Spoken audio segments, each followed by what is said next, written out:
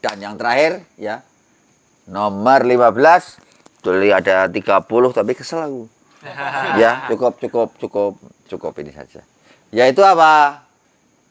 Ilmu, kalau kita dulu ngajari, menjadi pengusaha properti bukan karena besarnya uang, tapi karena besarnya akal. Berarti apa yang dilakukan? Punya kemampuan negosiasi, ya, punya kemampuan melakukan kerjasama. Karena developer adalah seperti event organizer.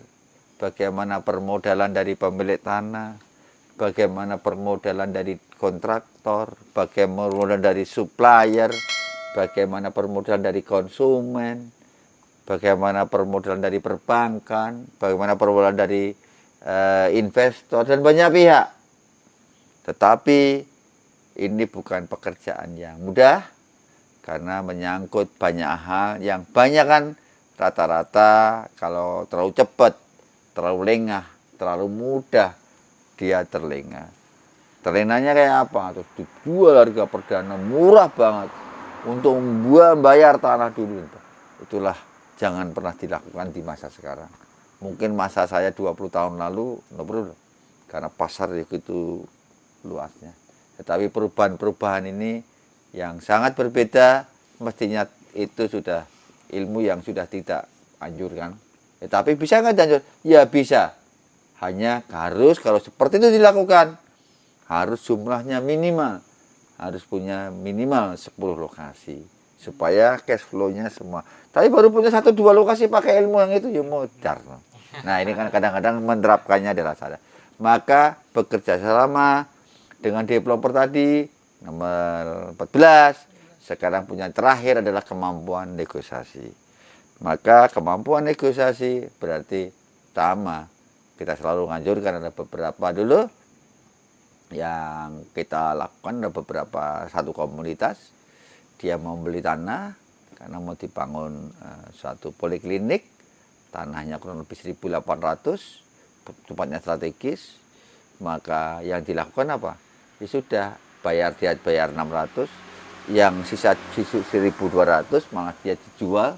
Saya suruh ngapling-ngaplingi untuk bangun polikliniknya. Berarti apa? Akhirnya jadilah, kalau sederhananya kamu negolah tanah jadi 12 unit, 13 unit, kamu ambil satu, kosnya dimasukkan di situ, kan selesai. Iya kan? Nggak perlu. Ini ilmu-ilmu ini contoh Bapak gini, pada saat kalian, Pak saran saya jangan ambil satu, ambil 3 saja. Kenapa kok 3? Kalau Bapak ambil 3 besok, 3 kapling tanah, 1 gratis Pak. Lah kok bisa? Aja apa aja. 2-3 tahun kemudian dijual lah.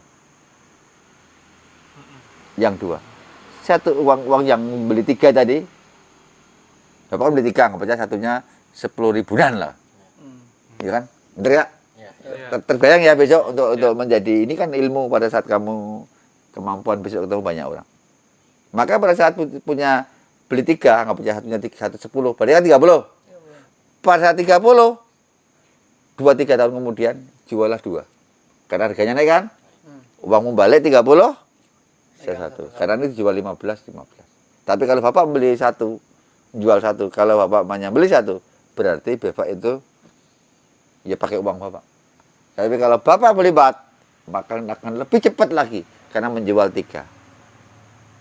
Saya pikir cukup ya. Cukup 15 saja. Sebetulnya kan masih banyak. Ya, paling enggak 30, masih ada 15 lagi. Tapi sudah ilmunya sudahlah untuk tahap kalian sudah cukup. Untuk generasi milenial sudah cukup ya. Umur berapa? 20 ya? 20. 18 wedian. Gue? 20, Pak. Alhamdulillah. Ya, 18 alhamdulillah kan? Sudah tahu ilmu properti itu usia 18. Berarti apa? Target lah 1-2 tahun sudah punya rumah. Amin. Ya kan, anak muda, milenial, tapi tetap keren. Ya. Maka cukup yang 15 ini sudah cukup ampuh besok untuk senjatamu untuk berkarya di bidang properti. Karena ilmu properti adalah ilmu penjajah. Kalau kalian muda-muda sudah ngerti ilmu properti, maka Indonesia insya Allah tetap jaya dan tidak terjajah. Gitu kan? Berarti apa? Tetap jaya dan tidak terjajah. Karena punya tahu ilmu properti. Kalau kita nggak tahu ilmu properti, sepinter-pintermu, menurutku lo ya, menurut aku lo ya, menurut gurumu lo ya, menurut orang tuamu ya, kita akan habis dan kita akan terjajah. Karena harga diri, kehormatan seorang keluarga bagi laki-laki adalah punya rumah. Ya kan? Maka harga diri dan kehormatan suatu bangsa apa? Kalau dia masih tanahnya dimiliki oleh seluruh anak bangsa. Nah, maka cita-cita kalian nih generasi muda, tolong bantu gurumu ini. Tolong bantu seluruh pemimpin bangsamu. Untuk apa? Mewujudkan cita-cita pahlawan pendahulu. Dalam rangka apa? Mewujudkan sila ke-5. Apa itu? Keadilan sosial bagi seluruh rakyat Indonesia. Keren. Itulah yang harus menjadi tugas mulia. Walaupun kalian milenial, walaupun kalian usia 18 tahun, usia 20 tahun, ya, yang datang dari beberapa kota ini, tetap kalian menjadi seorang yang hebat dan kelak insya Allah jadi panutan di tengah-tengah masyarakat. Saya pikir itu cukup ya.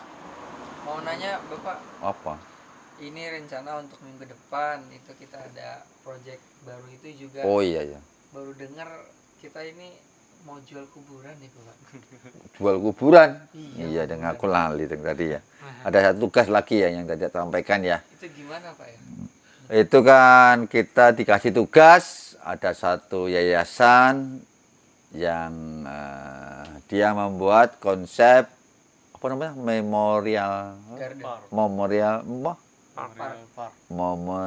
memorial park garden. Yayasan dakwah ya, karena di kota besar, karena semakin kebutuhan akhirnya akan membuat itu ya. Iya. Nanti kan akan dibagi, dari yang ada kan 3 orang yang akan, 3 santri yang akan di sana. Saya pikir tidak dibahas malam ini ya, nanti tunggu, insya Allah kita bahas ya, 1-2 hari sebelum berangkat lah. Sebelum berangkat kita bahas, itu kan kita juga baru kita rancang bagaimana, karena sedikit dulu pernah sedikit saya punya pengalaman bagaimana apa ya, ada tempat referensi lah. Ada punya teman, punya sahabat baik, dia juga mengelola satu jual kuburan. Ya. Tapi pertanyaan saya, kalau jual kuburan semakin meterannya semakin mahal, itu semakin laku atau yang murah-murah itu yang laku? Yang murah atau yang mahal? Yang mahal, karena marketingnya ngomong, ini Pak, Bapak sudah umur nih, kayak Bapak umur Pak, maka cari tanah yang itu loh Pak, yang per meternya itu yang platinum tuh Pak, karena yang mahal ini, bukan ya? Itu enggak tanyai malaikat Pak, paling boleh hanya satu, hanya satu. Tapi yang per meter murah itu Pak, mungkin pertanyaannya 100, jadi semakin pusing, belum mesti lolos Pak, itu kan ya. Tapi kalau yang ini hanya paling-paling hanya satu cari yang mudah, yang anak TK pun bisa. Nanti apalagi Pak, yang mahal 1 meternya 25 juta tuh Pak, dikasih CCTV, kasih apa namanya, kayak kabel. Kalau nanti tanya bisa, nanti dia nggak bisa jawab, nanti tanya ke kantor marketing. Ya itu hanya guyon-guyon tadi. Maka pertanyaannya, begitu orang tua itu, Pak ini yang ini aja, itu bagus Pak. Kira-kira orang tua tadi kalau dikasih tahu itu milih yang mahal apa yang murah? Yang mahal. Padahal juga itu bohong. Ya ini contoh lagi, jangan kamu tiru. Maka tanah kuburan itu justru semakin mahal, justru semakin laku. Tetapi membuat kuburan, membuat pemakaman, pasti si pihak yayasan itu bukan orientasinya adalah profit semata. Itu kan hanya untuk mempermudah umatnya, kita semua. Ya, di semakin perkembangan zaman ini pastinya memang ada beberapa daerah yang kesulitan untuk memakamkan keluarganya. Ya, itu akadnya bukan karena semata bisnis lah. Seandainya ada bisnis nama yayasan itu apa?